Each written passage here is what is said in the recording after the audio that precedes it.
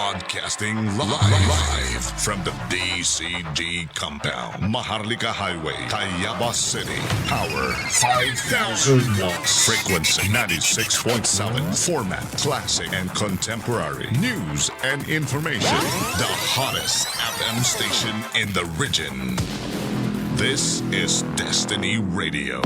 At your service.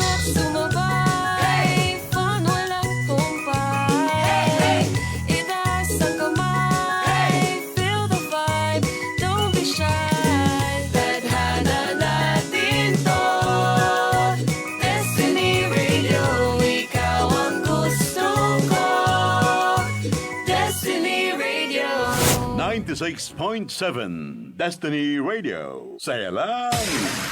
Saya lang, mga damuhong apo. Na-curious ako. Ano yung matagal. Parang 5 minutes tong kanta. Yung high school ako bago I see the beauty of it. Kasi parang gagawa ka ng gagawa ng yes, master. kaso nararamdaman ko na parang ayaw na niya.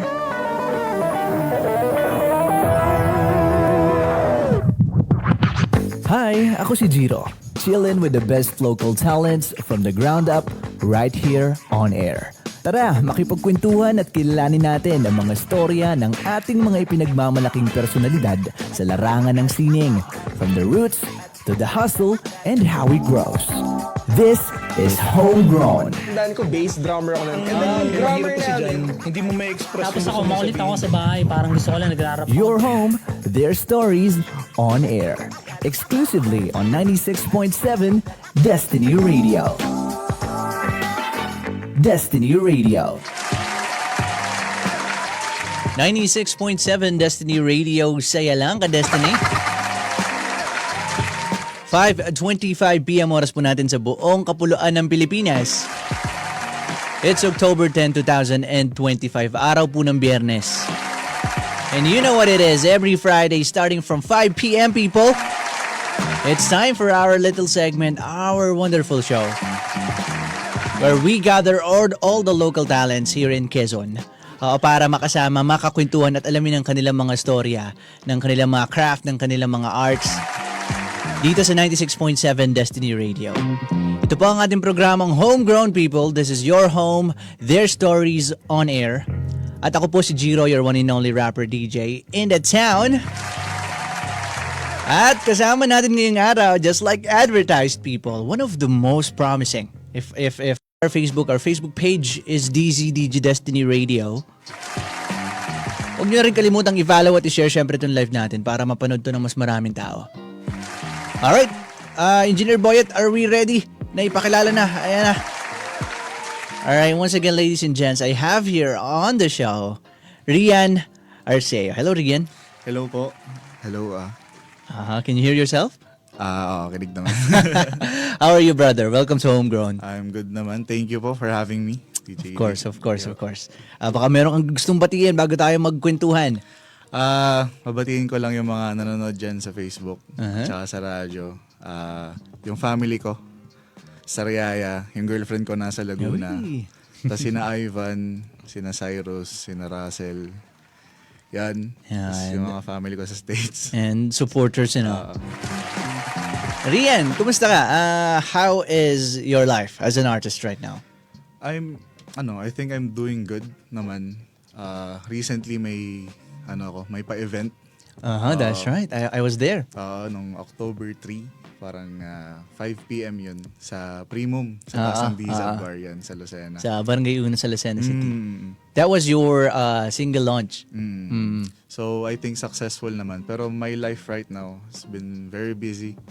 Pero happy ako kasi as an artist, madami ako nakikilalang kapwa artist din here sa Quezon. Dati, akala ko kasi sa QC lang ako makakilala. Kasi, mga artist. Kasi doon yung first time ko talaga na maging indie artist talaga. Like first gig ko sa buong buhay ko sa Quezon QC City. kagad? Yes. Tell us the story of that. Paano ka napunta doon? You are from Sariaya, Quezon, right? Yes. Paano ka nagkaroon ng indie gig sa QC? Okay. Kasi meron server si Tony J. Tony J. Tapos naghahanap siya ng performers. So, swinerte lang ako kasi nag-apply ako doon. Tapos napili ako. Nag-send ka ng demo mo, ganun. Hindi naman, parang may sinain lang ako sa G-Forms. Tapos parang siguro sampling lang, tapos kinuha ako.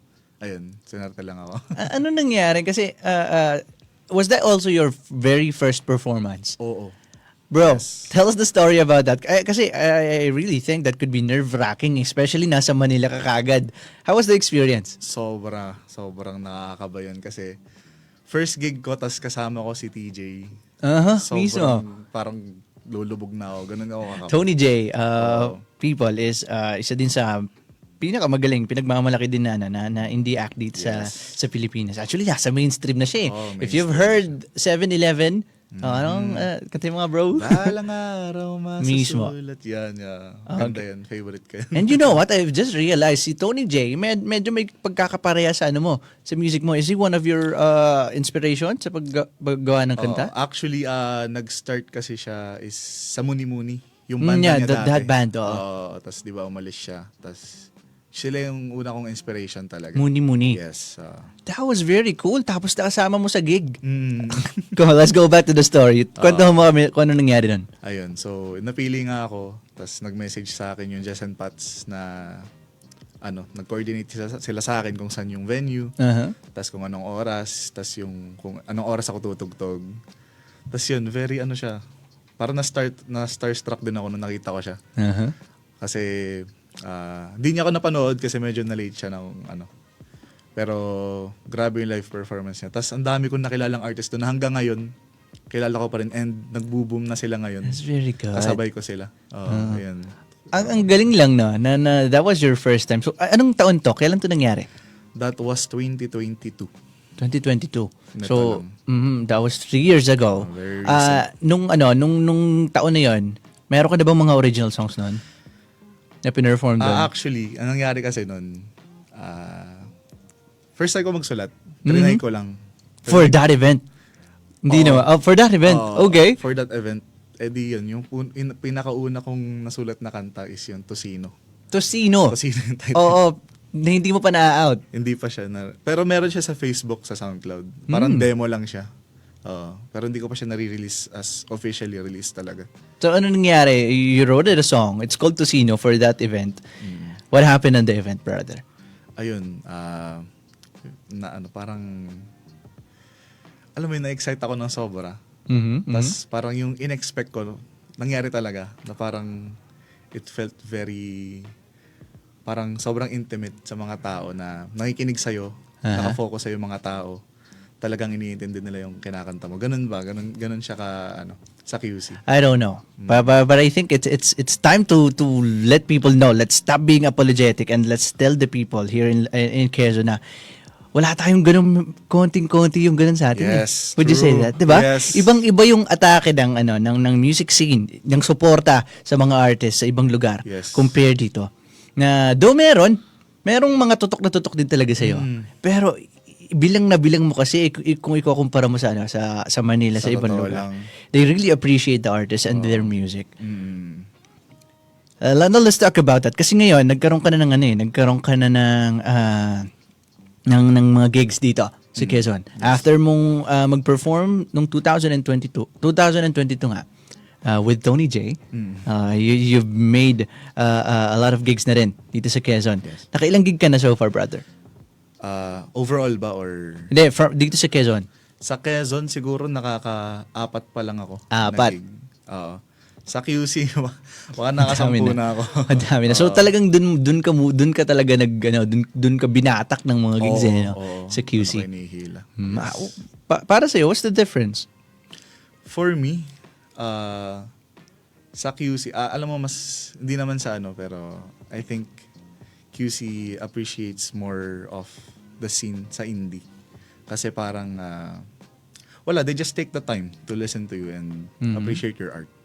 Here naman, meron, pero hindi ko masasabing lahat. May nafe-feel ko naman na parang may pag-asa ang Quezon when it comes to indie talaga. What do you think ano sa palagay mo yung kulang? Ano yung meron sa mga taga ibang lugar? Fans sa ibang lugar, sa mga fans dito sa atin? I think it's in the sa community. It's in the community. Sa community siya. Parang sa QC, makakita ka doon ng mga iba't ibang community na parang pinopromote nila Mhm. yung mga up and coming talaga. Like, they really try. Tas, And genuine talaga yung support. genuine eh, no? sila, genuine. Yun, yun. Okay, I think it's something na hindi lang natin talaga mabanggit eh. But right now kasi, I really think there's this competition happening here in Quezon which is unhealthy eh. In that sense. Kaya nangyari, nande-divide na hati. When in fact, is that pare-parehas kasi tayo mga taga Quezon. Meron mang isa sa ating sumabog dyan, dala-dala niyo yung pangalan natin eh. Diba? In that sense, if only everybody could realize that, then I think mas magiging masaya yung mga artists natin Magiging dito. healthy And tayo yung dito. community. Yes, totoo. That's very true. Now, going back, brother, 2022, sinulat mo si Tosino. Sinulat mo si Tosino. And then, kailan yung first release mo? This song is called Kalawakan, di ba? Na-release ko siya noong 2024, last year lang din. Mhm. Ayan. Sinulat ko siya parang 2024, mga February siguro. Mhm. Noong time kasi, actually nag-start siya as a love song talaga. Wala pa yung bridge na yung darating ang araw na, yun. Ano ako nun, parang yung song kasi is about parang showing up to someone kahit parang hindi mo kaya, parang ganun. Then, ayun, tas parang nabroken ako nun.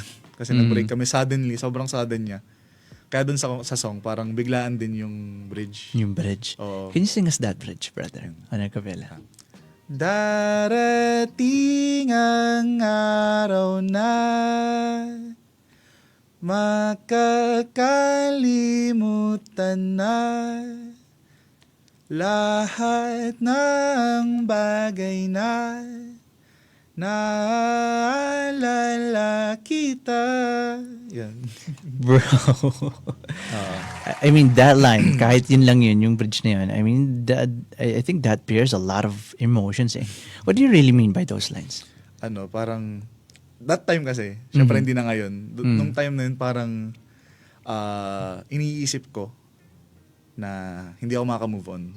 So, yung lyric na yun na parang, balang araw. Not now, but balang araw. Balang araw makakalimutan din. Pero hayaan mo muna akong hayaan mo munang damdamin ko to. Yun, Huwag mo madaliin. Yun yung thought process ko talaga dun. Oh, that's cool. So, ang galing lang na bigla naging sudden siya. It was a love song. First, it was a happy song. Yes. Hindi mo siya pinlano na maging isang heartbreak song. Yes. And then suddenly, the thing happened, and then you come up with that bridge. Ang galing ng plot twist eh. Kasi I really appreciate that song, brother. Sinabi ko rin sa'yo matagal na. Until right now, it's one of my favorite song of Rian Arceo. Daman-daman mo yun eh. Paano naman nangyari yun? Yung creation naman ng song, anong naging process mo yun? Actually, meron siyang live version sa Facebook. Sinulat ko kasi siya, parang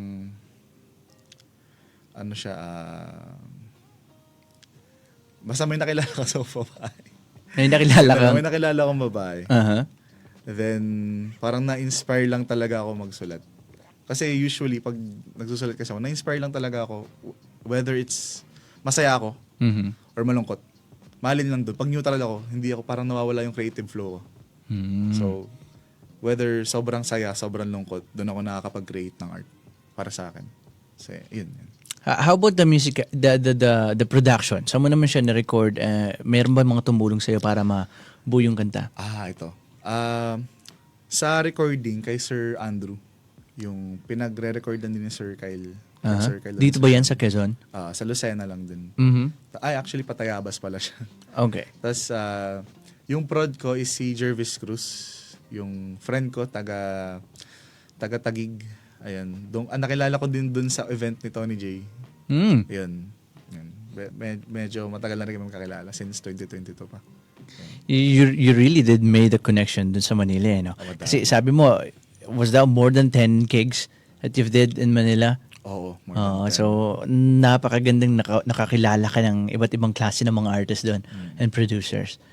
Did that help you? Kumbaga, nung una, nag-start ka noong 2022, nag-perform ka, kasi pinagbigyan mo yung sarili mo, makasama si Tony J. Kailan mo na-realize, brother, out of all that experience, kailan mo na-realize na, okay, I'm gonna start being an artist. I'm gonna write my own songs and I'm gonna release them. Kailan mo yun na-realize? Okay. Kasi ganito yung story niya. Bago pa yung event yung kay Tony J. Mhm. Nung bata pa kasi ako, mahilig naman ako kumanta talaga. Like, yung family ko kasi mga musician. Si ate, yung ate ko, singer. That's true. I know your ate. Oh, from school. Tapos, yung lolo ko nag-guitar. Madami siyang collection sa bahay. Tapos, the whole family sings. So, ako din, nung bata ako. Then, around 2018, parang I picked up the guitar. I tried learning it from scratch sa YouTube. Sa YouTube lang ako nag-aral ng gitara. Tsaka sa lolo ko. Tinuruan niya ako yung pinaka-basic, yung daga, D-A-G-A. Oo. Yun. Kasi madami ka chord na pattern. matutugtog. Oo. Tapos, ayun. Tapos parang tumigil din ako. Pero around 2022 kasi, parang around 2021 pala, nakilala ko yung banda na Muni Muni. Tapos, edi na-intrigue ako, parang na-inlove ako sa songs nila, sa sound nila entirely. Tapos ayun, nakilala ko yung mga friends ko sa Discord ni Tony J. Tapos, gumawa kami ng aming server sa Discord. Tapos, gumawa kami ng sarili naming community. Yung kami-kami lang. Tapos, tuwing gabi nakata kami doon. Tapos, one time, nagko-cover ako ng song. Sabi sa akin ng isang kong friend, Rian, ba't lahat ng kinakanta mong artist, katunog mo?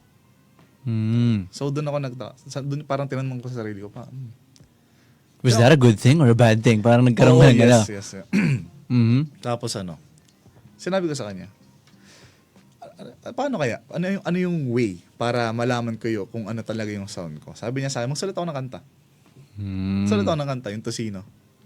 Yun yung sinulat ko kanta. Nag-intriga na ako doon sa Tosino na yan. Could you give us a line or maybe a chorus? Can you sing it to us? Wait lang. Hindi ko maalis mga bagay na gumugulo sa akin. Di ko mapigilan mahulog na sa iyo. Ayan. So, when you start writing that Tosino, that song, na-realize mo na, okay, this is you. Nandun ka na ba sa part na yun na, okay, you already discovered your sound? Hindi pa. Wala pa, nasa nasa searching process ka pa din in a way. Nag-experiment. Hanggang ngayon pa rin naman, parang nag-experiment pa rin naman ako. Pero nung time na yun, siguro around the 5th song na nasulat ko, parang dun ko na-realize na, maybe this is my style. Parang ganun. Na parang unorthodox. What's that certain style, pare? Kumbaga, meron ka na bang structure na, okay, this is gonna be the sound of Rian? Ayun nga eh. Parang it's siguro yung pinakang may mga nagsasabi sa akin. Yung mga friends ko din na ang pinakang signature ng sound ko is yung harmonization. Kasi mahilig ako mag-harmony. So nilalagay ko siya sa songs ko. So pag narinig mo yun, that's Rian. Parang ganun. Parang yun na yung naging signature ko talaga. Yeah. That's very good. Now speaking of that, what's that feeling, bro, na gusto mong nararamdaman? Gusto mong iiwan sa mga nakakapakinig sa'yo? Ayan, it depends on the art I bring out. So, tulad ng Kalawakan, hindi ko nga siya naisip na it's gonna be a heartbreak song. Oo. And I didn't realize na parang, kasi since first time ko mag-release ng song na it would be listened by a lot of people, na ngayon parang mag-11K na ata siya. Tapos parang, ayun, pero based dun sa song, siguro siguro yung gusto kong ma-feel nila is they're not alone, syempre. Na madaming tao nakaka-relate or nakaka-experience ng ganung bagay. Na bigla kang iiwan ng tao. Ayun. So, sa mga ibang songs ko naman, may mga masasaya kasi akong songs about nature. So, it really depends na lang. Pero, the mark I wanna leave people kasi is yung parang yung pagka-genuine ng art. Hindi lang yung akin, like everyone, na lahat ng art ay genuine, nanggagaling lagi sa puso. Whenever nagre-release ako ng song, or kahit yung mga ibang artists, kahit yung traditional artists na nagda-drawing, they always put their heart and soul. Parang nilalabas din nila yun. Ayun. That's very good. That's very true. Sabi nga nila you cannot call heart without art in that way, in that sense. And then it goes sideways. Diba? Kailangan mo nung puso na yun damdamin na yung art na yun Tama. That's very true. Now, let's jump into your newest single naman, pare. Ligaw. Tell us a story about Ligaw. Ayun. So, ligaw or ligaw. Ligaw. Double. Okay, double it could be ligaw and it could be ligaw. Okay, that's something. So, Okay. okay. So, sinusulat ko kasi siya.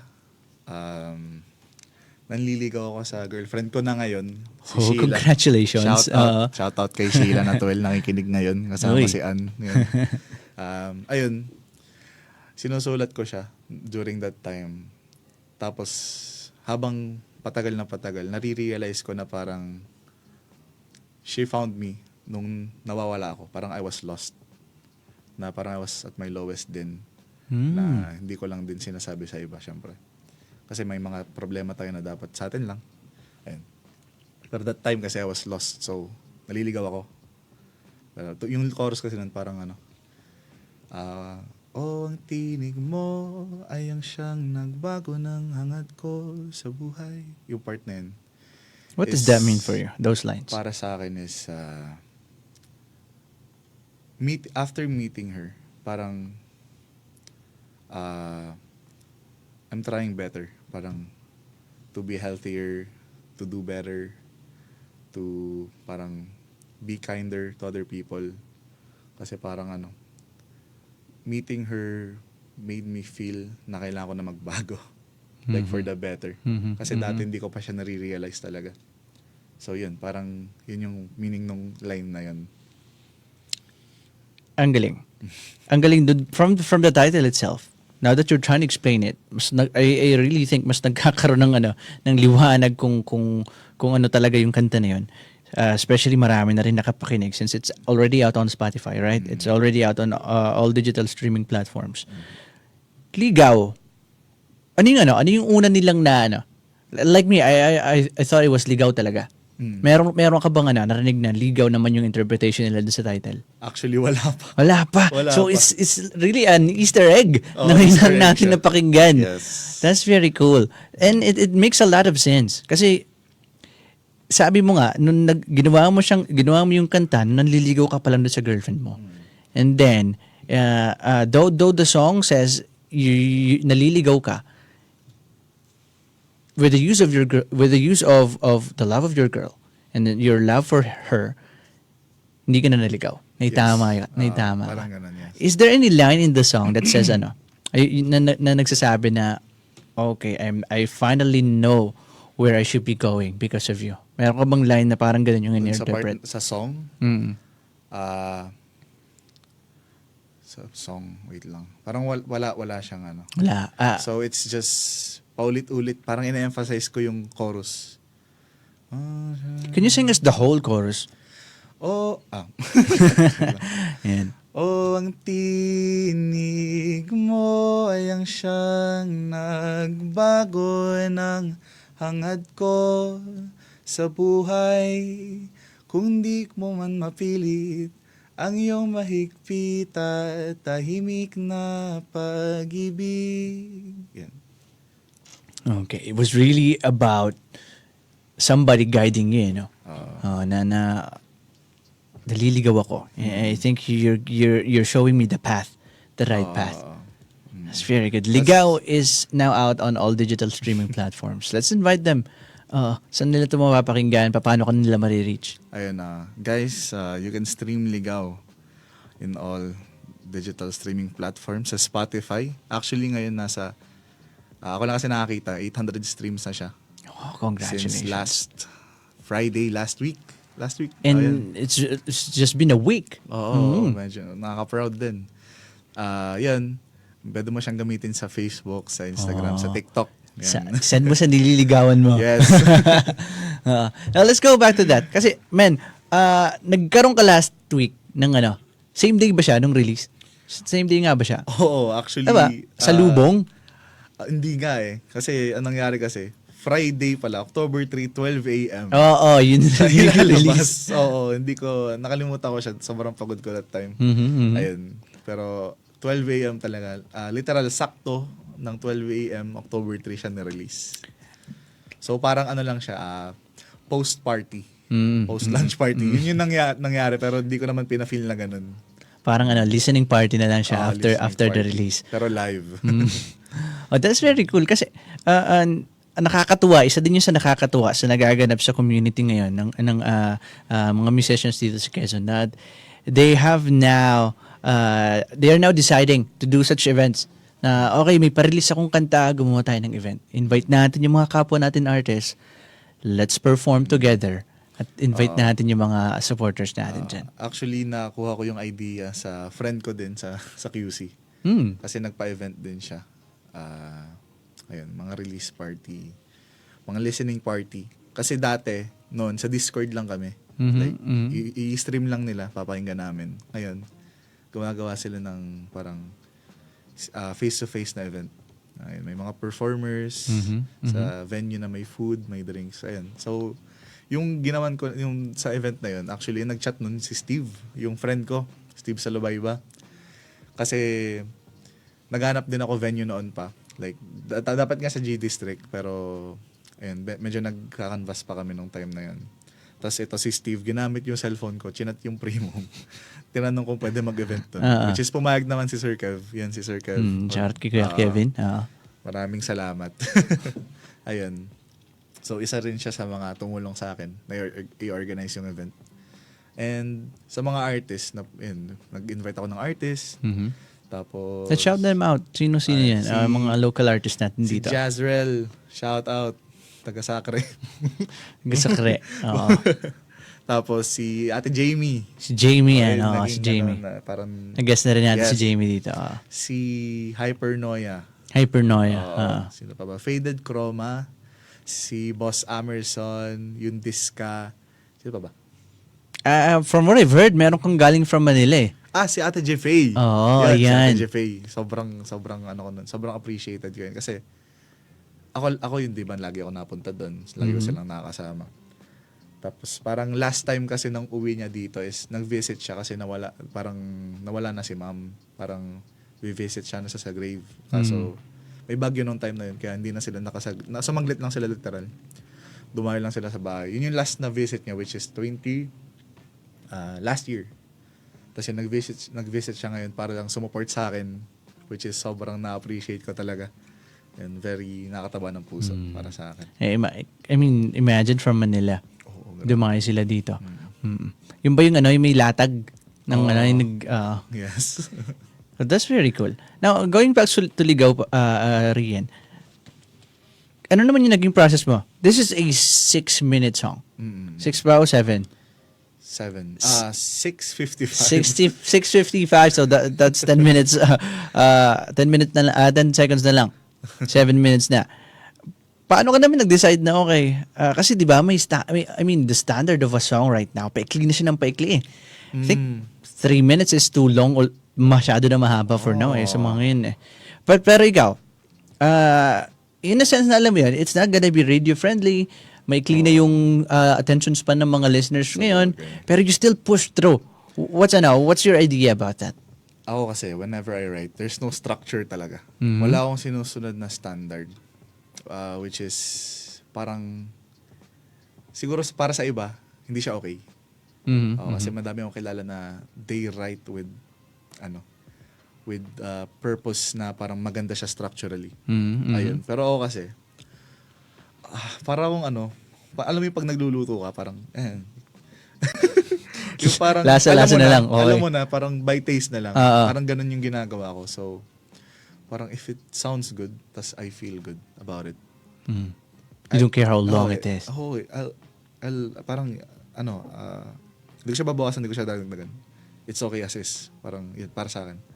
And, sa process ng writing ko, it's randomly ko na lang siya, unless talaga may inspiration ako tulad ng Ligaw. Yan. Parang yung mga nafe-feel ko, and yung mga na-imagine ko, yun Yun lang talaga. So, structurally, wala akong sinusundan. So, nagkataon lang na may verse, chorus, verse, pre-chorus, chorus, may bridge. May bridge. Kompleto siya. Siya yung pinakauna kong kanta na kompleto na sinulat. Kasi madami akong songs na sinusulat, pero hindi siya, structurally hindi siya complete, pero when you listen to it, it sounds complete. So, in this case, it really means, I mean, it could mean na sobrang dahil mo talagang iniisip no? Kumbaga, ang dahil mong gustong sabihin. And you feel like pagka pinutol mo to, the story gonna be complete. The song is not gonna be complete. So, it might be a 7-minute song. But for you, that's perfect. Kasi, kompleto yung story ng ano. Ang parang nagpatagal kasi doon is yung chorus. Pinaulit-ulit ko. Gusto ko talaga siya i-emphasize. And that's fine, I think. Lalo na sigurong, kasi kagaya ng sinabi mo, that song is about your girlfriend na dati nililigawan mo pa lang. And I mean, kung gusto mong ipahiwatig talaga yung nararamdaman mo, I don't care about the other people. This is for my girlfriend. This is for my feeling about my girlfriend. And actually, it ends up a really good song. I mean, marami naman na talaga yung history na mahabang kanta. Yun na nga, parang nabanggit ko sa'yo last time si Bohemian Rhapsody. Diba? That was a 6-minute song and going to that time, bawal talagang patugtugin sa radyo yung mga ganun. Hindi tinatanggap. Tanda ko yun. But it became a hit. Yes. Kasi 'di ba, same goes with your reason. Ang iniisip ng Queen nun before, ito yung gusto namin kasi this is how the song should be completed. Yes. Ganito namin itong gagawin. So, tagapin ito, hindi. This is the song. This is gonna be the song. Kasi, kahit naman anong isabihin nila, art is subjective. So, Totoo. There's always this idea na maaaring merong ibang interpretasyon yung makakarinig. Same goes with paintings and any form of art. The artist has its own story of how and why he created or she created such an art. Tama. Pero pag nakita o napakinggan, napanood din ng isang tao, pwede silang mag-create ng sarili nilang story. Tama. That's why it's subjective in that sense. Ladies and gentlemen, Rian Arceo. And napag-usapan na natin yung a little bit of his past as an artist. Also his 2 songs that has been released already on Spotify. We will just take a little and short break at sa ating pagbabalik, mas kikilalanin natin si Rian Arceo. Kami po 96.7 Destiny Radio. Ito ang ating programang Homegrown. Magbabalik po kami. Diyan lamang kayo. Hi, my name is Tiggy Hope. Beauty of it. Kasi parang gagawa ka Gusto ng ko naman gagawa ng yes, master. kaso nararamdaman ko na parang ayaw na niya.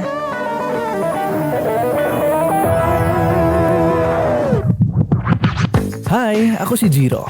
Chillin' with the best local talents from the ground up right here on air. Tara, makipagkwentuhan at kilalanin natin ang mga storya ng ating mga ipinagmamalaking personalidad sa larangan ng sining, from the roots to the hustle and how it grows. This is Homegrown. Tandaan ko, bass drummer ako nun. And then, drummer yan. Hindi mo may express. Tapos ako, makulit ako sa bahay. Parang gusto ko lang nagrarap. Your home, their stories on air. Exclusively on 96.7 Destiny Radio. Destiny Radio. 96.7 Destiny Radio, saya lang. Once again, happy Friday mga ka-Destiny. 7 minuto na po makalipas ang 6:00 ng gabi. Welcome back sa ating programang Homegrown. This is your home, their stories on air. Live pa rin tayo sa Facebook. So make sure na yung mga nakikinig sa radyo, bisitahin nyo kami sa Facebook. Balik na kayo dyan. Facebook page is DZDG Destiny Radio. I-like at i-follow nyo na po ang aming Facebook page para palagi kayong nakakapanood. Hindi nyo namimiss ang bawat episode natin dito sa programa. And we're back with Rian Arceo, people. Hello, Rian. We're back. Hindi ka naman nilalamig. Hindi naman. Nilalamig na si Mike. Marami nang nakikigulo sa atin sa comment box. Mamaya babasahin natin yan bago tayo magpaalam. But right now, let's go back to the story of Ligaw. It has now been out a week already. Yes. Ginawan mo siya ng isang event. Nagkaroon ka last week ng single launch. Mm-hmm. How about music videos? Do you plan to do a music video? For now kasi, wala pa kasi kaming concept ni Mark. Ayan, si Mark. Hello Mark, shoutout sa iyo Mark kung nasan ka man ngayon. Kay Filmeno sa Facebook. Filmeno. Filmeno. That's him. Filmeno. Si Filmeno ba tumatanggap ng mga projects? Yes. Oh, yan. Tara, promote natin si Filmeno. Yan. Very yan. Sobrang hands-on yan. Sobrang hands-on. Magaling siya. Parang gustong bigyan ng camera ni Tito Boy si Filmeno. Ayan na nga ba sinasabi? Bibigyan nga ng camera ni Tito Boy. Ayan, oo. Kasi guys, si Rian Arceo, kung napapanood niyo yung mga contents niya, meron siyang film maker na kaibigan na lagi niyang kasama. And right now, kasama niya din siya. At si Tito Boy ay talaga namang nag-effort binigyan ng camera sa mga nanonood ngayon sa Facebook. Ayan, pinakita. Yan ang si Filmeno, guys. Ayan, pagka meron kayong pagkakataon, gusto niyo ng project, do you do debut videos? Yeah, you do videos for debut, kasal, birthdays, everything, every project. Yes. Visit nyo siya sa Facebook. Filmeno. Ayan, si Filmeno. Kompleto sa gadgets yan. Ay! Alright, going back to Rian Arceo. Nag-iisip na kayo ng concept. Anong meron ka na bang idea kahit hindi pa buong-buo, pero ano yung mga nag-iisip mong idea for the music video? Ang pinakang siguro na bibigyan ko pala ng time para bigyan ng concept is yung Kalawakan? No. Okay. Yung visualizer ng Ligaw, as in parang lyric video. Oo. Actually, uso yan ngayon eh. Before they drop a music video, they may artists of these days make sure na nagre-release sila ng visualizers. I think that's for the people to be familiarized with the lyrics, the music itself, then drops in a music video. That's your plan? Yun muna yung plano ko. So, gusto ko kasi scenery is kabaliktaran ni Kalawakan. Kasi para siyang polar opposite ni Ligaw. Kasi ang Kalawakan madilim. It's a very, I'd say, sad song kung papakinggan mo siya. Kasi it's slow. Hindi siya upbeat. Tapos pag pinakinggan mo si Ligaw, it's, yung chord progression niya is... It has more energy. It sounds happy. Mas upbeat siya. Tapos yung art cover niya is bright. Yun yung mapapansin mo, yung differences nilang dalawa. So, ang gusto ko sana scenery is somewhere madaming nature. Parang may mga puno. Sakto nasa Quezon ka. Yes, exactly. Quezon is pinalilibutan ng nature. Yes. So, hindi ka na mahihirapan maghanap ng spot. Sa spot. So, when it comes to yung mga shots, siya na bahala. Si Filmeno na. Once again, guys, this guy do videos. Ayan, pagka meron kayong pagkakataon o kaya meron kayong mga paparating na project. Lahat ng projects kaya niyang gawin. Yeah, let's go to Gene Quiano. Yes, yun, Gene Quiano. Now, Rian, let's talk about your style naman. Your style kasi is parang a blend siya ng folk tsaka a personal perspective. Paano mo naman na-develop yun? So, okay. Okay. Dito tayo pupunta sa mga inspirations ko. Let's go. When it Sino comes yung to mga writing sino yung mga naging inspiration mo? and singing. So, Kanino nabanggit mo si Tony J? si TJ. Tony J. Yung Muni-Muni as a band, yun. Oo. Sila yung gusto ko sana ma-achieve na sound. Tas, okay. Nakilala ko yung Muni-Muni.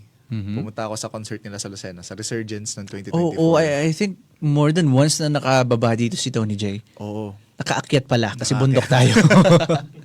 So, ayun. Tawag dito. Tapos nakita ko doon sa lineup, madami mga front act. Nakita ko si Sir Kyle na sa station. Sir Kyle. Tapos sabi ko, sino kaya to? Tingnan natin. Tapos, yun. Front acts. Limat ko na kung sino eh. Basta tumatak sa akin si Sir Kyle. Sir Kyle. Tapos, ayun, parang, nung time na yun, pinapakinggan ko siya. Ang kinanta niya yung Maaliwalas ang Gabi. Kung alam mo yun, maaari bang makatabi. Parang ganun. Tapos, yung song yung song kasi na yun is siya, mahaba 11 minutes. Biruin mo. So, akita ko na kung kanino ka talaga inspired. Okay. Ayun. So, Yung isa kong friend, parang binibiro niya ako na parang next, gumaganon siya. Ako hindi ko siya pinapansin, nakikinig talaga ako. Tapos na-inlove ako dun sa way of singing niya. Actually, parang na-interview namin siya one time about sa mga feedback na nakukuha niya na totoo naman, hindi naman kasi lahat ng tao magugustuhan tayo. That's true. Sabi nga lang, you're not gonna be everybody's cup of tea. And it's fine. Oo. Okay lang. Okay lang sa amin mga artist. Wala kami pa. Tapos ayun, ang galing niya sa gitara. Doon ako unan na sa kung paano siya gumamit ng gitara. Sobrang galing. Ako hands up din ako sana sa guitar prowess ng isang Kyle Anansasyon. Grabe. Tapos sa writing niya. Tapos, ayun, na-inspire ako magsulat ng mga songs. Tapos, ayun, nasulat ko yung parang isang song siya about nature. Tunog, medyo pag may tunog, Kyle talaga siya. Tapos, si Sir Bullet Dumas naman, nakilala ko siya through Sir Kyle Anansason's shared post. Nakita ko siya. Doon siya na-discover. Tapos, pero pinakilala na siya sa akin dati. Na dati, parang hindi ko pa siya bet. hindi ko pa siya magusto. Hindi ko pa siya ma-appreciate. Tapos, around that time, parang naging open ako na mag-take ng music na hindi pa ako familiar. Pinakinggan ko siya. Tapos, grabe, sobrang earthy nung sound ni Sir Bullet. Like, parang si Sir Kyle, siguro. Tapos, doon ko nakita na ang inspiration ni Sir Kyle ay si Sir Bullet. Si Bullet. So, parang, ayun. Parang, yung dalawang yun yung main inspiration ko talaga when it comes to writing. Pero, that explains. Pero, not really the sound. Pero, favorite ko sila pakinggan, silang dalawa. Yun. I see.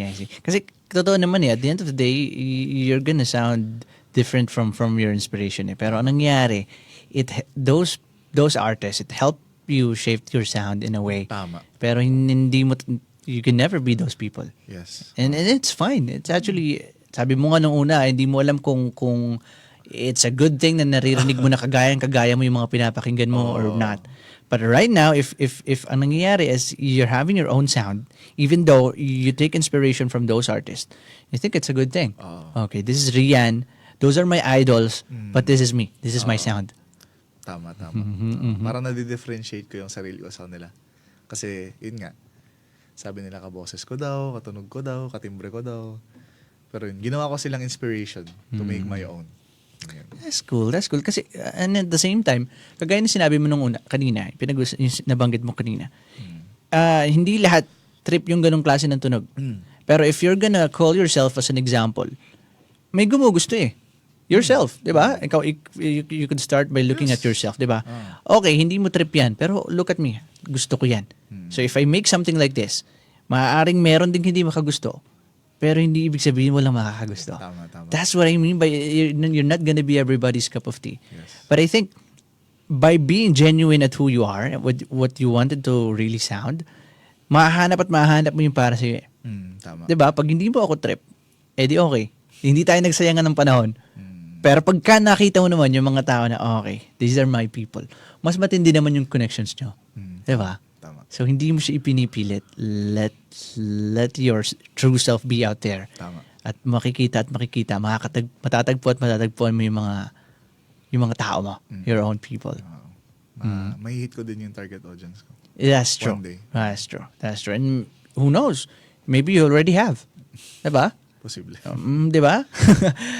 Well, sa mga listeners na ayun, ang trip na sound is just like Kyle Anansasyon ng Quezon at ni Sir Bullet Dumas. Tacloban. Oo. We also have your Rian Arceo. Go visit this guy on all streaming platforms. Meron ka rin bang YouTube? Yes, meron din. YouTube Music. Meron din ako mga demos doon na gusto kong i-delete muna. Joke lang. Ayun, may mga demos ako doon at saka live versions. Yan. Now, brother, now that we have known na meron kang mga Filipino inspirations, bagit nga natin, nung una, Muni-Muni. And then comes Kyle Anansasyon, and then you discovered Bullet Dumas. Meron ka bang mga international inspiration naman? Wala. That's very good. Kasi I really think nag-focus ka talaga sa sa OPM in a way. when it comes to gathering inspiration I when guess, you when to your own music, and I think that's wonderful kasi not everybody do that eh. Kumbaga, most of the artists right now, I really think, especially sa hip hop pagdating sa hip hop, mas pinaghuhugutan nila ng inspiration yung mga international artists. But you, mga Pilipino, yung pinaghuhugutan. How important it is naman para sa iyo na okay, my music's roots came from my own people, the OPM artists. Para sa akin kasi, it's important kasi it comes from the heart Kasi it's really close to home. And mag-release ako ng kanta about. Tapos yung mga inspiration ko, taga dito din. Parang it's important for me to release something na, or to write something na parang parang dala ko pa rin yung kung saan ako nanggaling. Yan. Proud kang taga Quezon ka. Proud akong Quezonian. Saryayahin. Masarap talaga ang pinagong sa saryayahin. So ba yun? Creamy. Creamy, no? Ibang klase. Ano yan? Pinagmamalaki ng Quezon. Ng saryaya. Brother, where do you see your music going after 5 years? After 5 years. After 5 years. Layo ng talon. Pero right now kasi I'm really focusing, actually as a person, I only focus on, it might sound bad for others, or parang it might sound like parang it's not optimal. Pero para sa akin kasi I only focus on the present. Pero wait lang, sorry. Pero ayun nga, nagfo-focus lang ako sa mga nangyayari ngayon. Kasi I'm the type of person na can't think clearly pag masyado madaming iniisip. Ayun. Pero sa future ko ba as an artist? Yeah. Ayun, sana makapag-release na ako ng ng mga sinulat ko lately. At saka like mga nakaraang taon na rin. And of course, makatungtong sa stage na pangarap ko din mga maging front acts ng mga big artists. Though hindi ko naman siya hinahangad noon, pero na-inspire talaga ako. Kasi after nung event, may nakilala ako si Juan Ordan ba yun? Hindi ko tanda yung last name niya What about the guy? Dahil daw siya nagsusulat. Tapos lumapit siya sa akin after the event. Sabi niya, grabe, ang ganda nung songs mo, nung first 2 songs mo. Kasi yung first 2 songs ko is an original, and yung kanta ni Sir Bullet na nakita ko lang sa Tumblr. Hindi pa siya release. Nakita ko lang sa Tumblr. Naral mo na. Naral ko. Ayun, tas ang ganda daw. Tapos parang ayun. Juan Ondra. Yan, shout out kay Sir Juan Ondra. Yun. Ayun, sabi niya, grabe nakikita ko yung parang yung music here sa Quezon nabubuhay dahil sa'yo. Parang in that, mali lang siguro yung wording ko, pero parang yun yung sinabi niya. Na parang may pag-asa pa yung music sa Quezon through me. Pero inisip ko na parang, ano mo yun, parang... It's a big of a responsibility in a way. Sabi nga sa akin ni Mark, parang mabigat ba? Nung narinig mo ba yun? Sabi, oo. But you know what, brother? I think he genuinely mean it. In a sense. Kasi yun nga you're one of the few who really has his heart on what he's doing. You don't care about the views, the streams, as long as you love what you're doing. And I think yun yung vital sa pagiging artist Kasi yun na nga, sinabi natin, kailangan mo ng puso. You can no longer call an art without your heart And as long as you're putting your heart in your music, it's being authentic at maaabot niya. Kumbaga, it's a very strong foundation.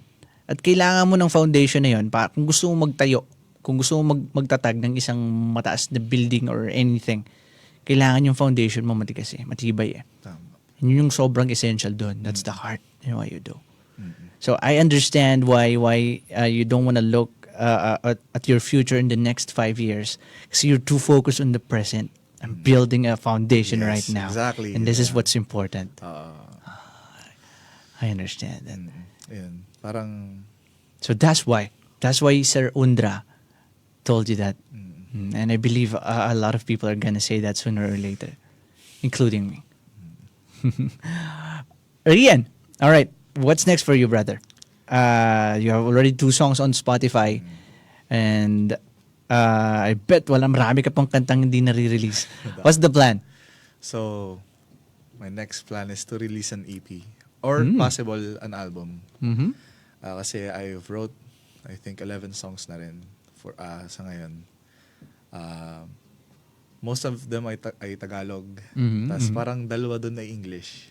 So, nag-experiment din talaga ako kasi I'm not really good at writing in English. Hindi, depende. Ako ko, depende sa mood eh. Alam mo yan. So, it really depends on your day. Kasi, di mo naman masasabi. Like, if kaya mong gawin yung bagay ngayong araw or hindi. Ayun. So, yun. I'm planning on releasing an EP or an album. It depends. Baka, inisip ko baka 2 years pa. It's fine. Take as much as time as you can. Kasi you can't rush greatness. Mismo. Beautiful things takes time. Kanga nila. Brother, maraming salamat. But before we end the show, meron ka pa bang gustong sabihin? Last words you wanna leave us? Yan. Thank you, TJ. It's an honor, brother. Kay Sir Boyet. Sir Boyet. Thank you po. Tsaka kay Filmeno na nagbibideo ngayon.